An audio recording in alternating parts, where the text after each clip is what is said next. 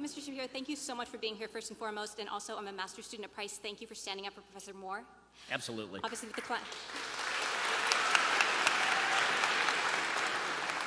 Obviously, in light of everything that's going on at the moment, we all believe rape and sexual assault are heinous crimes. We all want rapists behind bars.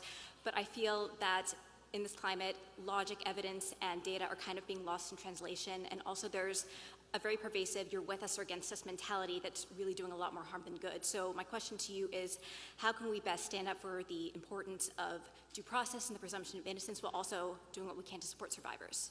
Okay, so I think that there's actually a third question that I want to address that you didn't even ask. So I'll address the first two, and then there's a third one that I think is implicit in the first two.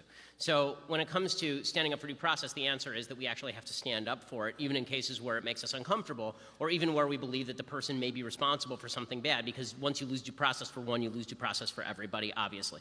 When it comes to standing up for sexual assault survivors, I think the idea that we ought to take everybody's first account with the respect it deserves means not dismissing, not downplaying, but it also means asking the proper questions in order to get at the truth. That doesn't mean intimidating people. It doesn't mean calling people liars without evidence that they're lying. It doesn't mean mocking them, obviously, God forbid. It doesn't mean doing any of those things. You know, I've throughout the Christine Blasey Ford thing, I keep saying over and over and over, I'm not calling her a liar. I'm not mocking her. I don't know if she's lying. I don't know if she's telling the truth. I don't know if she's misremembering. I don't know any of that stuff. All I know is that due process requires such and such to happen.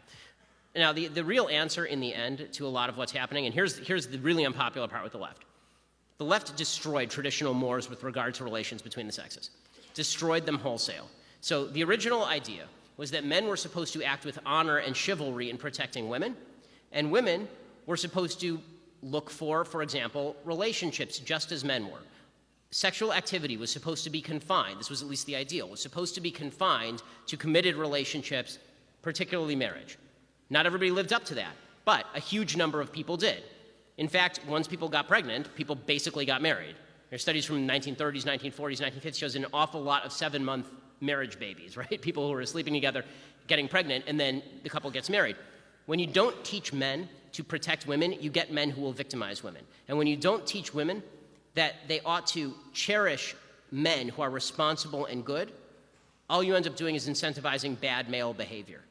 The feminist movement was not wrong when they said men are acting like pigs. They were wrong when they said women also ought to act like pigs and that this is a solution to our problem. Because now what's happened is they got rid of all the traditional mores about how sex ought to be connected with love and ought to be connected with relationships. They got rid of all of that. It was just a bodily function now.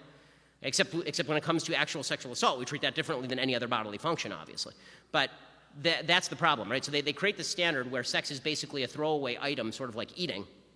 And then we treat sex very differently when it comes to what we all know it is, which is a deeply important and intimate part of a person's life. And then we attempt to backdoor standards of consent that, frankly, don't make any sense in a real-life context. So you get college campuses in California saying that what you need is a yes means yes standard, where you have like a legal checklist, I guess, where every time you do anything in the bedroom, you're supposed to ask, am I allowed to touch your hand? Am I allowed to touch your shoulder? Am I allowed to touch your hair? Which has never ever resulted in actual fulfillment of a sexual encounter, right? I mean, it's sort of like, it's like Zeno's paradox. If you have a yes means yes standard, the closer you get, the further away you are. And and again, sex is, this is where women really gave up on marriage a lot too soon. Okay, marriage was the best thing ever for women. It is an amazing thing for men too, because it civilizes them, it cultures them, it teaches them to be protectors of their family and to take care of people and to think beyond themselves and to think beyond their generation. Women gave up in marriage a way to teach men to do those things. And also, women gave up the idea that a commitment was going to come along with this intimacy. And let's be real about this. I mean, every scientific study ever done has shown that women actually do have better sex in the context of committed relationships. All of the crap that you see in Cosmo magazine about sleeping with 100 guys and being sexually happy is just garbage. It is just sheer unadulterated garbage.